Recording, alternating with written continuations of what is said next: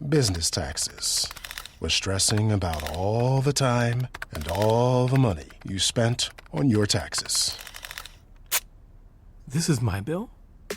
Now Business Taxes is a TurboTax small business expert who does your taxes for you and offers year-round advice at no additional cost, so you can keep more money in your business. Now this is taxes. Intuit TurboTax. Get an expert now on turbotax.com/business. Only available with TurboTax Live Full Service. Bonjour à tous, bonjour à toutes et bienvenue dans la bulle de parole.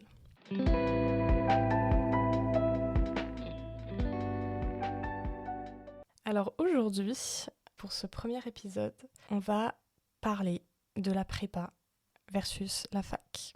Quoi de mieux pour commencer finalement que de parler des études ? Au moment où cet épisode sortira, je crois que ce sera en janvier 2025 déjà, comme quoi 2024 est passé très vite, beaucoup trop vite même. Mais si je ne me trompe pas, 2025, enfin janvier surtout, c'est la période de Parcoursup pour ceux qui sont en terminale. Donc du coup, je me souviens que moi quand j'étais en terminale, je stressais pas vraiment, mais juste je savais vraiment pas ce que je voulais faire plus tard, c'était un peu le flou.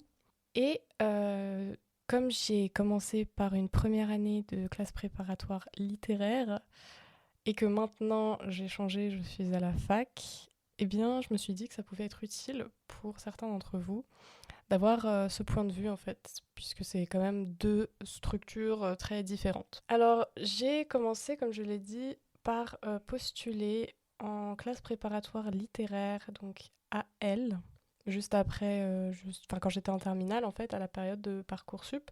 J'avais mis plusieurs vœux, si je me souviens bien.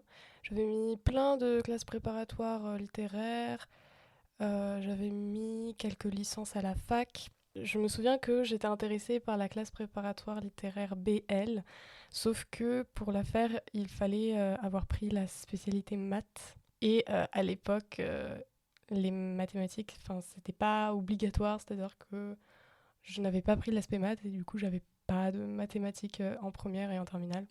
Donc, j'étais un peu limitée dans mes choix, je pouvais prendre que AL. Donc, si je ne me trompe pas, les classes préparatoires littéraires AL, c'est vraiment très très littéraire à fond, c'est-à-dire que on a des cours de latin ou de grec qui sont obligatoires, alors que pour les classes littéraires BL, je crois qu'il y a aussi un peu de mathématiques. Après, j'ai peur de dire n'importe quoi, donc je vous conseille de vous renseigner. Mais moi, en tout cas, je peux parler au moins de mon expérience pour les classes prépa AL.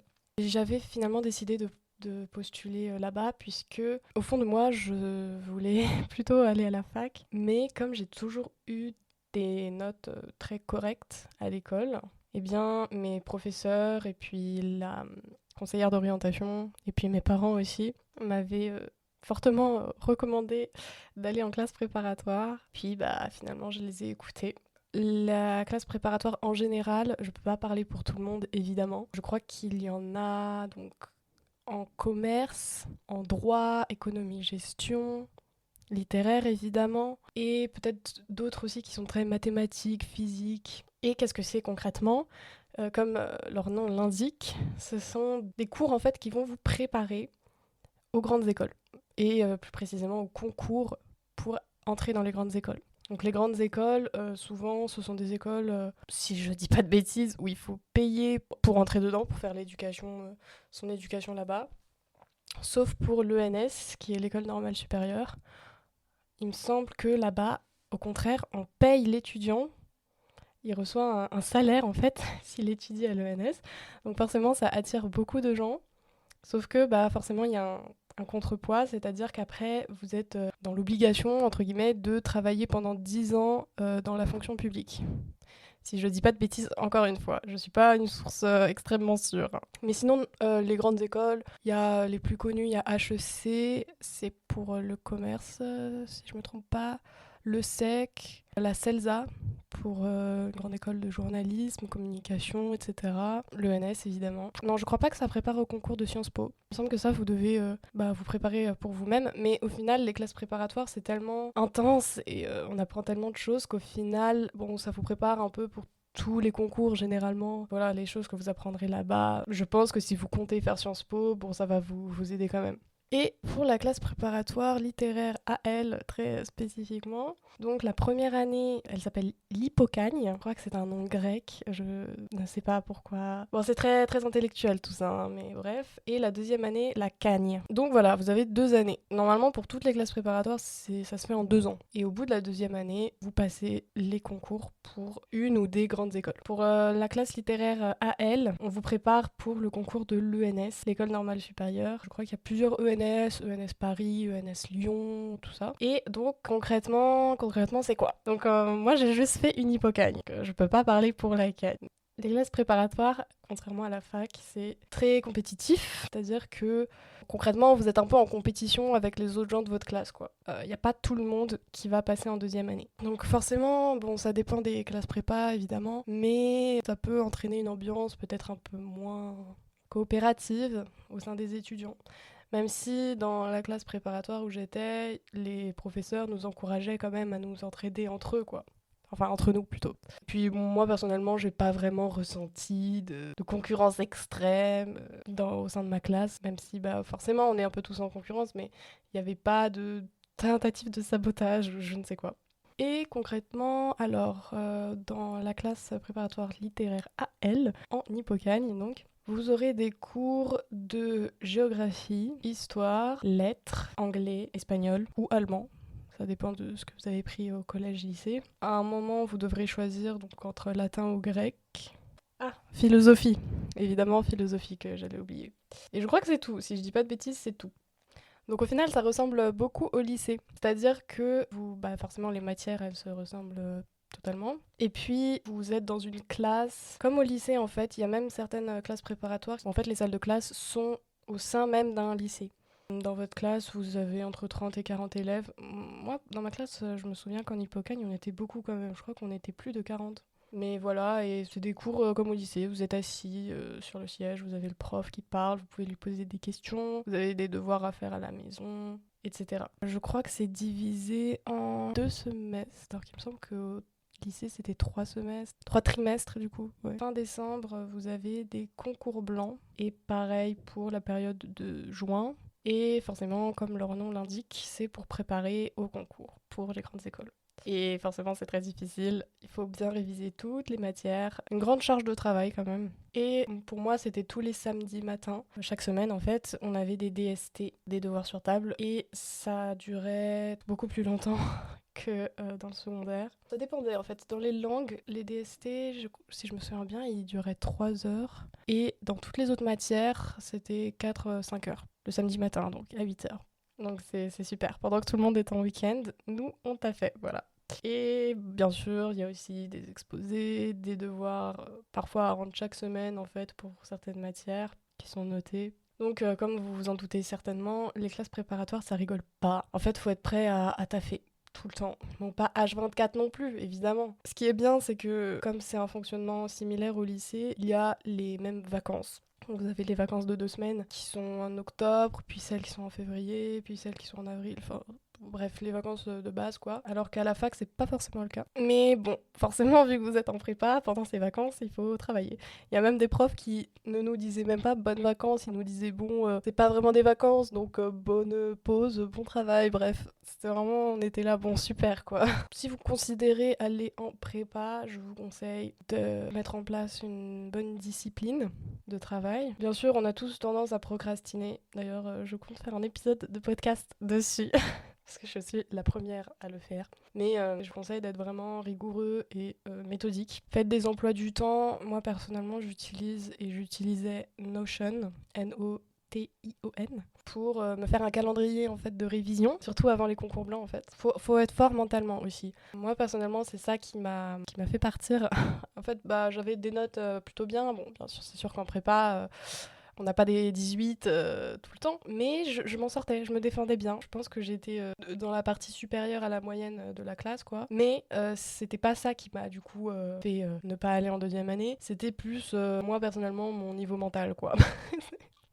Donc voilà, en fait, soit vous avez très bien mentalement, il n'y a pas de souci, Mais par contre, du coup, au niveau des notes, vous êtes pas assez bon. Et à ce moment-là, vous ne passez pas en deuxième année parce que les profs vous disent bah désolé, c'est la prépa, c'est comme ça, il y a que les meilleurs qui passent en deuxième année. Soit vous êtes assez bon, mais par contre mentalement, il y a rien qui va et du coup, c'est ce qui m'est arrivé et j'ai moi-même pris la décision de m'en aller. J'ai quand même fait le deuxième concours blanc du mois de juin. Je l'ai quand même fait, mais en le faisant, je me suis dit bon, voilà quoi, je cherche pas à passer en deuxième année, donc j'avais pas non plus énormément de pression. Je crois que je suis même pas retournée en cours pour récupérer mes copies quoi. Donc ouais, enfin vraiment, je vous dis, j'étais pas, non, voilà. D'ailleurs, pour la classe préparatoire où j'étais, à la fin de l'année, du coup, pareil, à la période de juin, etc., on devait faire un stage. Et après, faire un oral de stage devant des jurys, tout ça. Les jurys, je crois que c'était juste les profs. J'ai fait le stage, mais je ne suis pas allée devant les jurys, etc. J'ai pas rédigé mon rapport, ni rien. Parce que je savais déjà que je voulais pas aller en deuxième année. Ça m'a pris... Je me suis dit, ça me prendra trop de temps, flemme, quoi. Mais j'ai quand même fait le stage, mais juste pour moi, en fait, pour mon CV. Donc voilà. Mais ouais, c'est ces derniers trucs-là qu'il fallait faire, j'y suis pas allée. Mais il y avait quelques autres personnes comme moi. Une amie avec qui j'ai toujours contact, qui pareil, elle aussi, elle savait qu'elle voulait pas aller en deuxième année. Je ne sais même pas si elle est allée au deuxième concours blanc, elle. Enfin bref, il y a beaucoup de gens forcément qui décrochent. Tant mieux pour les autres, parce que ça leur fait moins de concurrence pour la deuxième année. Donc voilà pour la prépa littéraire. Je crois que j'ai tout dit. J'espère vraiment que j'ai rien oublié d'important. Nous, on avait une soirée d'intégration. Il y avait une journée pré-rentrée qui était en fait avant les vacances d'été de terminale. Où ils nous présentaient tout en fait. Ensuite, on avait les vacances d'été et ensuite, il y avait la rentrée. Et on avait une sorte de petite excursion dans un château, je crois. Je sais plus où on est allé, mais une sorte de journée d'intégration, quoi. Personnellement, je me suis pas fait beaucoup d'amis. En vrai, pas. Bon, ça dépend de chacun.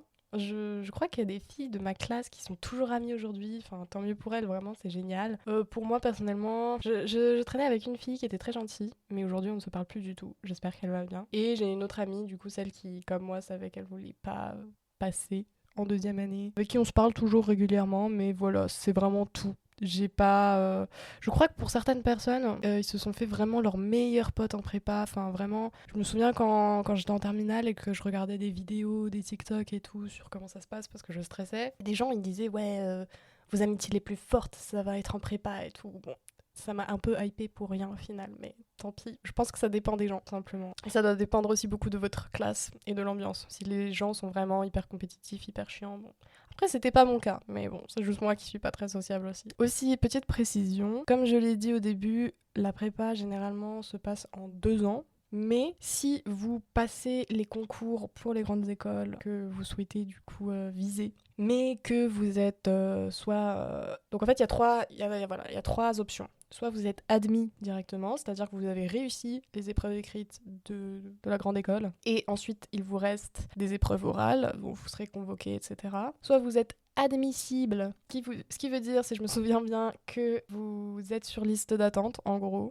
Soit vous êtes refusé, donc vous avez raté les concours écrits.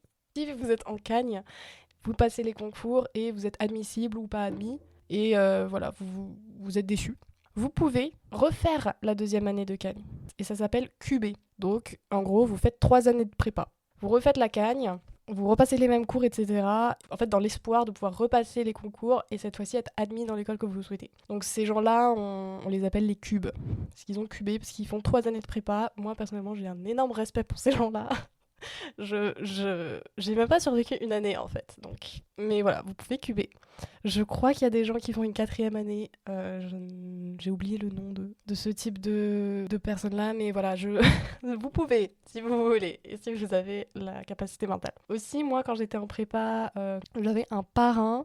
C'est un nom pour désigner, en fait, une personne qui est dans l'année supérieure à vous, donc pour moi en Cagne, et qui va vous guider pendant votre hypocagne. Je crois que c'est attribué de manière un peu aléatoire. Et moi justement, mon parrain était un cube. Il avait cubé, voilà. Aussi, une dernière chose très importante que j'ai oublié de dire, je ne sais pas comment j'ai pu oublier d'en parler, mais ce sont les cols. Donc en prépa, je pense que c'est le cas pour toutes les prépas. Les cols, c'est le nom qu'on donne aux oraux. En fait, ce ne sont pas des oraux devant la classe comme des exposés ou quand vous récitiez des poésies au collège ou au lycée. C'est des sortes de oraux en fait en face à face avec le professeur. Donc dans ma prépa, en fait, à l'étage du CDI, il y avait des petites salles avec juste une table et 2 chaises. Et en fait, vous vous inscrivez à un horaire d'oraux et vous devez donc vous présenter devant le professeur et commencer à parler. Alors, il y a des oraux normalement dans toutes les matières, même les langues. En latin, j'en avais pas par contre. Et puis, vous tirez un sujet et vous avez une demi-heure de brouillon à peu près pour faire un plan. Souvent, c'est sous forme de dissertation un peu. Vous devez travailler sur une intro, trouver une problématique, des grandes parties, avoir le temps de faire une conclusion. Pour les lettres, c'était de l'analyse de texte. Et pareil pour l'anglais. Et ensuite, une fois que c'est à votre tour, vous entrez dans la petite salle, vous vous asseyez en face du professeur et vous récitez votre oral qui doit durer dans les 15-20 minutes, idéalement. Et voilà, c'est très stressant, extrêmement stressant, surtout si vous n'aimez pas parler à l'oral. Après, peut-être que pour certains, c'est moins stressant parce que du coup, c'est pas comme si vous parliez devant toute la classe, mais c'est quand même un one-on-one avec le prof, quoi. C'est juste toi et le prof. Voilà, petit rendez-vous en tête-à-tête. Mais ouais, c'est très très stressant. Après, ça vous entraîne bien à l'oral. Pour le coup, vu que j'ai passé tellement de colle en prépa, ensuite, maintenant que je suis à la fac, tous les exposés, les trucs comme ça ne me stresse vraiment pas du tout. Enfin, forcément un petit peu quand même, mais beaucoup moins. Parce que à chaque fois, je repense au col que j'ai eu, avec le prof qui t'observe comme ça en face de toi, et souvent, à la fin de ta colle, il peut te massacrer, quoi. Enfin, vraiment, il y a des profs qui sont pas sympas, hein. Je suis désolée, je suis pas très rassurante, mais c'est la vérité. Bah, du coup, maintenant que je suis à la fac, à chaque fois que j'ai un exposé à faire ou une présentation orale, mais vraiment, je ne stresse beaucoup moins que quand j'étais au lycée. Donc, au moins, s'il y a un avantage au col, c'est que ça vous entraîne à parler à l'oral. Alors maintenant, la fac, ou l'université, ou bref, je sais pas quel autre nom il y a. Donc pour résumer, moi du coup, à la fin de ma cagne, de mon hypocagne, j'ai pas survécu jusqu'à la cagne, je savais que je voulais pas refaire une deuxième année, donc je me suis dirigée vers la fac. Et du coup, quand j'étais en décembre-janvier, j'ai repris mon ancien compte Parcoursup. Et j'ai pu refaire des vœux, etc. Je suis repassée par ce processus-là. Et du coup, j'ai fait plusieurs vœux partout. Mais voilà, je me suis dit, bon, j'ai pas envie de refaire une licence lettres parce que j'ai déjà fait une année centrée vraiment sur les lettres dans la classe préparatoire. Et du coup, je savais vraiment toujours pas ce que je voulais faire.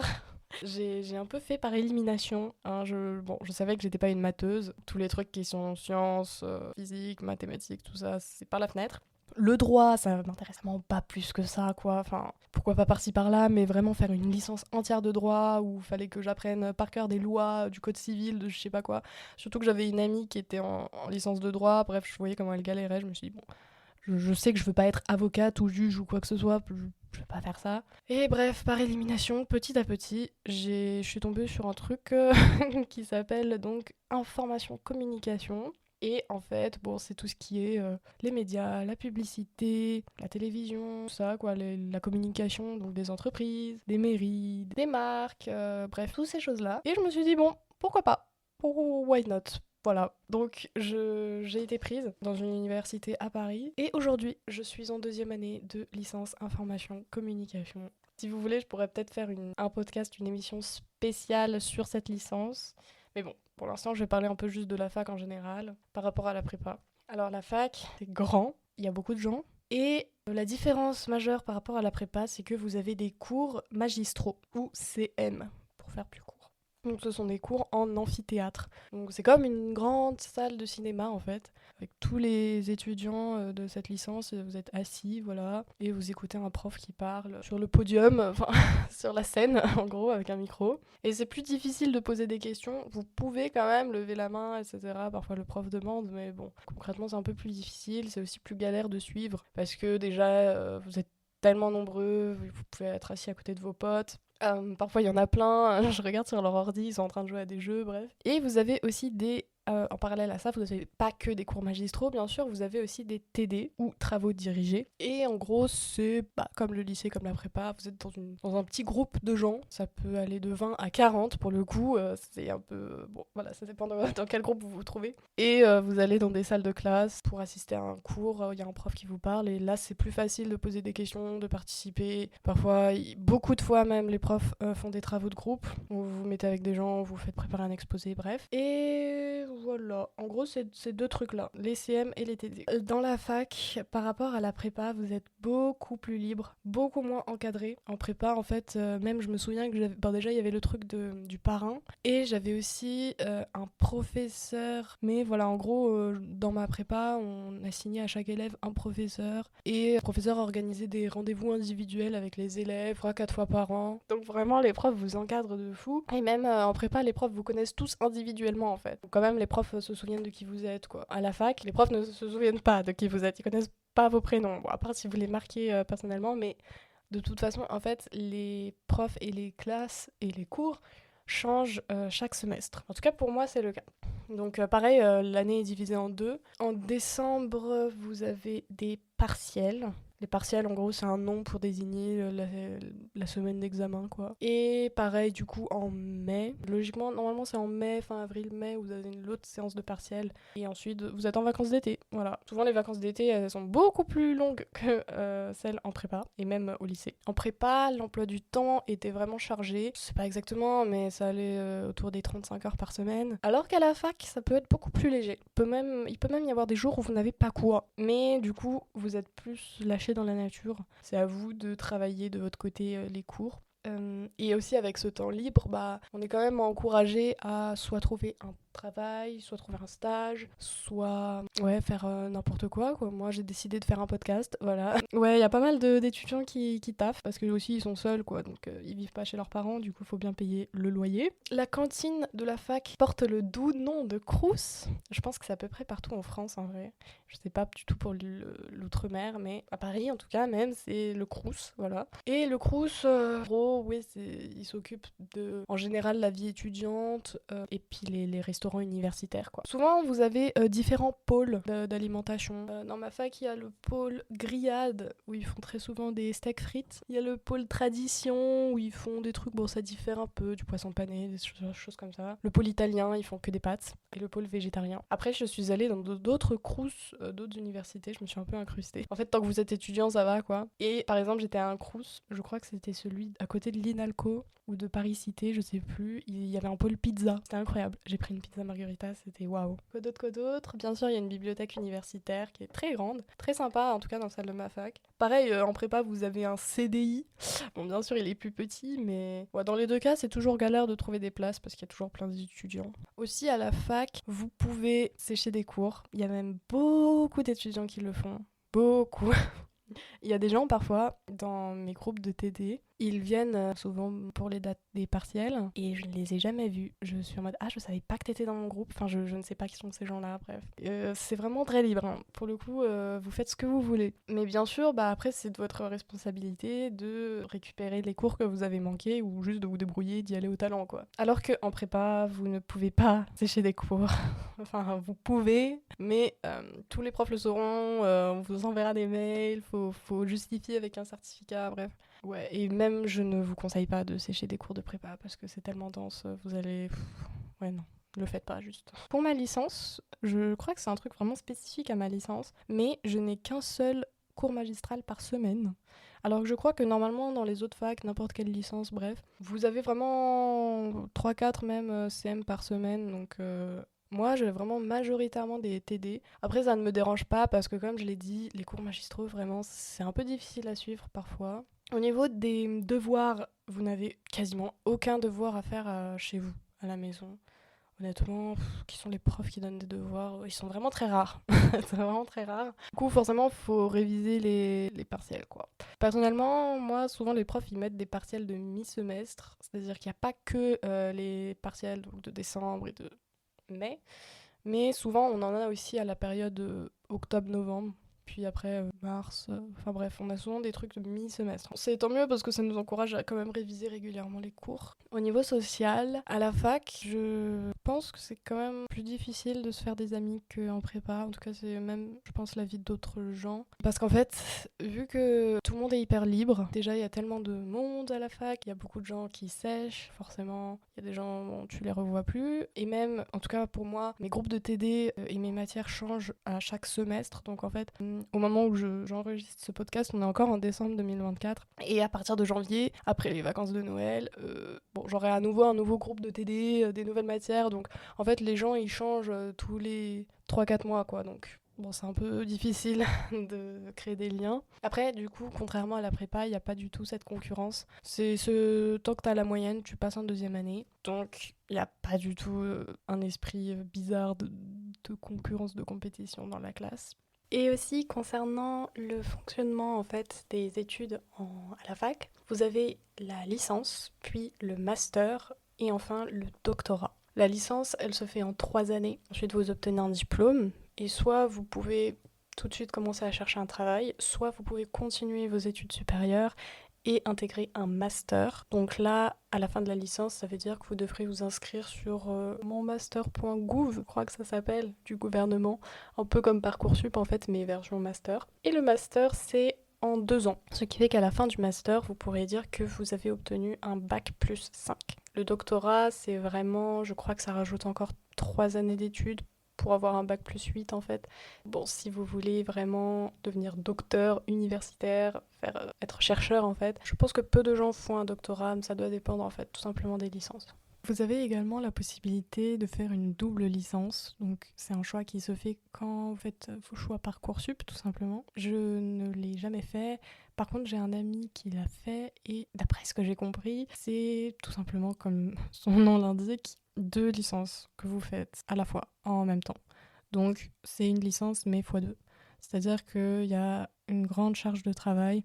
Il y en a qui l'ont comparé à la charge de travail de la prépa. Du coup, je ne peux pas vraiment me prononcer là-dessus, mais vous faites 2 licences en même temps, ce qui vous donne un double diplôme. Et vous pouvez également, en plus de votre licence, rajouter une mineure. C'est mon cas. Parce qu'en fait, dans ma licence Infocom, on est obligé de choisir une mineure en plus. Donc, ça veut dire que ma majeure, c'est l'information communication, et ma mineure, c'est la matière que j'ai choisie. On avait le choix entre lettres, communication renforcée, allemand ou portugais. Et en fait, la mineure, c'est tout simplement des cours en plus. Ça va de 4 à 6 heures de cours en plus par semaine pour remplir un peu l'emploi du temps. Parce que sinon, c'est vrai que l'emploi du temps est assez vide. Je pense que ça dépend forcément des licences. Pour ma part, c'était obligatoire, mais peut-être que si vous choisissez une autre licence, vous ne serez pas obligé de prendre une mineure. Après, ça peut être toujours intéressant pour renforcer votre dossier. Au niveau des vacances, alors je pense que ça dépend aussi encore une fois des facs. Mon frère, par exemple, il avait que les vacances de Noël dans toute l'année, il me semble. Et bien